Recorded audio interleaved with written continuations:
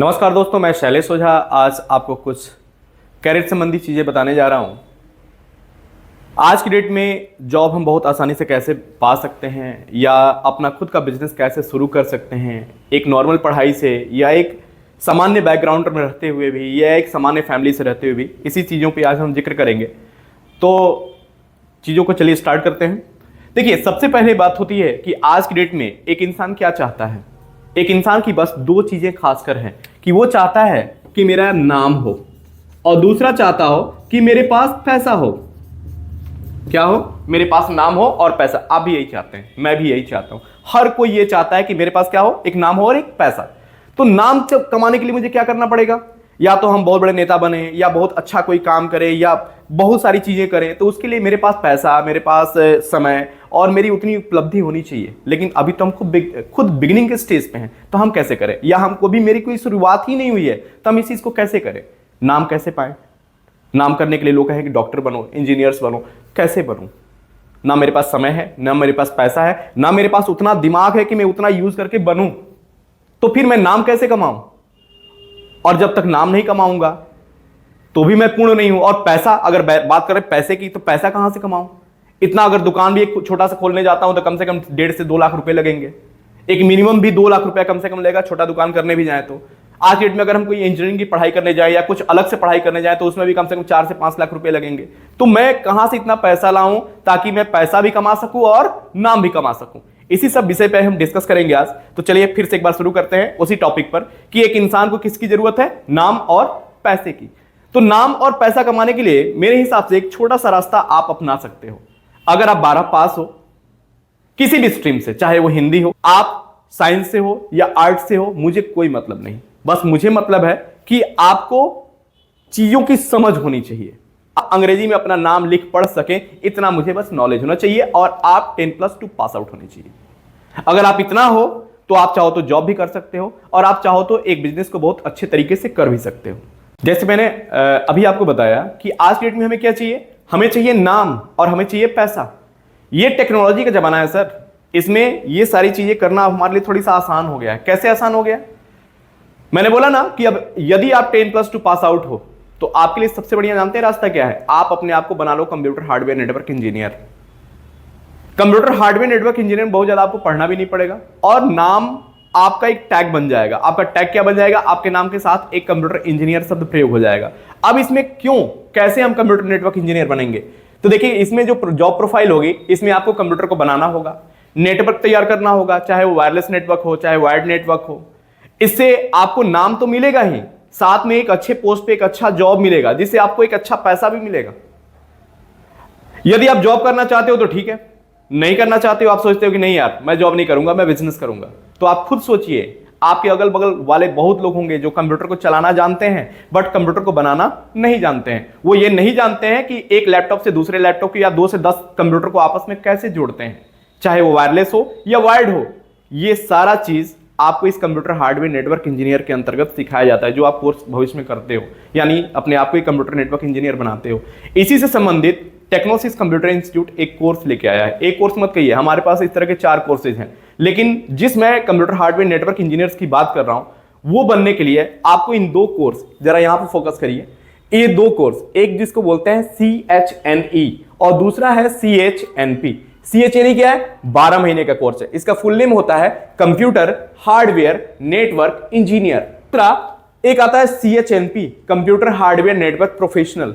यह एक कोर्स है जो 15 महीने का है। यह कोर्स थोड़ा इससे बेहतर माना जाता है। क्यों? क्योंकि इसमें हम थोड़ा एडवांस लेवल की भी चीजें और पढ़ाते हैं आपको।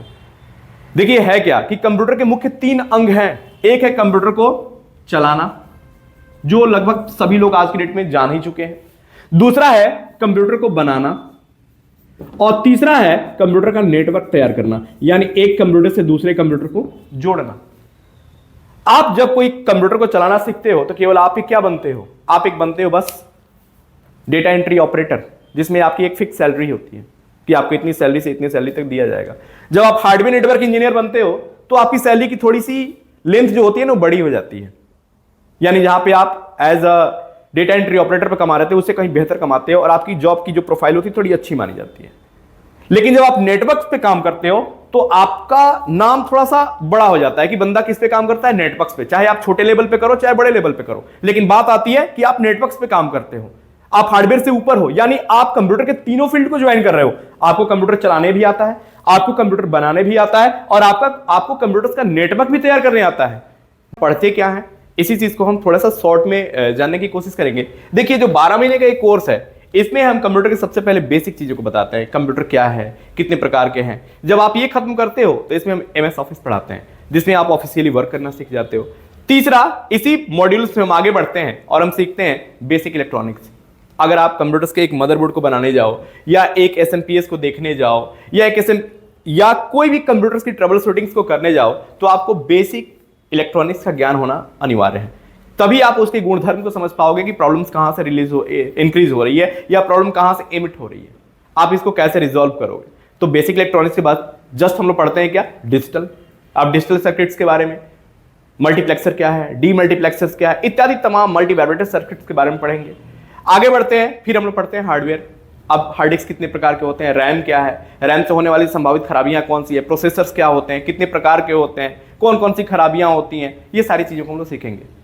जब आप ये हार्डवेयर को सीख लेते हो तो हम आपको लेके चलते हैं ऑपरेटिंग सिस्टम पे, जहां पे आप सीखते हो कि भैया ऑपरेटिंग सिस्टम कैसे डाले जाते हैं, ऑपरेटिंग सिस्टम पे काम कैसे किया जाता है, यूजर्स पे परमिशंस कैसे लगाए जाते हैं, डेटा संबंधी रिकवरी या बैकअप, ये सारी चीजें कैसे की जाती हैं। यानी कंप्यूटर्स पे होने वाले एक एडमिनिस्ट्रेटिव संबंधी कार्य को हम इस ऑपरेटिंग सिस्टम के टॉपिक में सीखते हैं। जब आप ये सीख लेते हो तो हम आपको लेके चलते हैं IoT, इंटरनेट ऑफ थिंग्स, जहां पे हम आपको नोड MCU 8266, ऑर्डिनो, इस तरह के तमाम डिवाइसेस पे काम करना सिखाते हैं, जिसके माध्यम से आप होम ऑटोमेशन या बहुत सारे IoT डिवाइसेस पे काम करना सीख जाते हो। ये आपका एक सेमेस्टर खत्म, जिसमें आपने 3 मॉड्यूल पढ़ा, हार्डवेयर संबंधी, ऑपरेटिंग सिस्टम, IoT और बेसिक इलेक्ट्रॉनिक्स और फंडामेंटल्स। अब हम मूव करते हैं सेमेस्टर 2 की तरफ, जहां पे हम चौथा मॉड्यूल पढ़ेंगे, जिसमें हम पढ़ेंगे N+। अब N+ क्या है, नेटवर्क संबंधी चीजें। जैसे मानिए कि हम कंप्यूटर को आपस में जोड़ रहे हैं, तो कैसे जोड़ रहे हैं भैया, इस रिंग में जोड़ रहे हैं या कुछ लंबाई में जोड़ रहे हैं। अगर एक कंप्यूटर है तो हम इसको कैसे जोड़ रहे हैं, इस रिंग में जोड़ रहे हैं या कंप्यूटर को हम ऐसे जोड़ रहे हैं, और क्यों जोड़ रहे हैं, कौन से तार का प्रयोग करेंगे। अगर वायरलेस टेक्नोलॉजी यूज करते हैं तो कौन सा वायरलेस करेंगे, ब्लूटूथ भी वायरलेस कहा जाता है, ये वाईफाई भी वायरलेस कहा जाता है। तो फिर क्या कहानी है इस सब की चीजों की, ये N+ में हम पढ़ेंगे। जब आप ये सारी चीजें बेसिक समझ लेते हो, बेसिक से एडवांस तक जब नेटवर्क की चीजों को आप N+ के टॉपिक में समझ लेते हो, तो हम आपको मूव करते हैं सर्वर की तरफ, जहां पे हम आपको विंडो पे सर्वर कैसे कॉन्फ़िगर किए जाते हैं, ये सारी चीजों को हम आपको यहां पे बताते हैं। जैसे DHCP सर्वर हो गया, DNS सर्वर हो गया, तमाम तरह के सर्वर्स, रेडियस क्या होता है, VPNs क्या होते हैं, ये सारी चीजें हम आपको यहां पे कॉन्फ़िगर करना सिखाते हैं।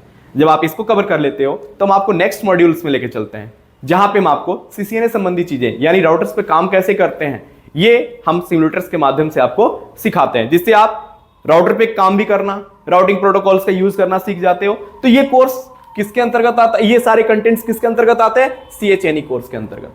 CHNP क्या है, वो सारी चीजें हैं जो मैं आपको CHNE में पढ़ा रहा हूं, बस इसमें अंतर एक चीज आता है, इसमें हम लाइनक्स ऑपरेटिंग सिस्टम भी ऐड कर देते हैं।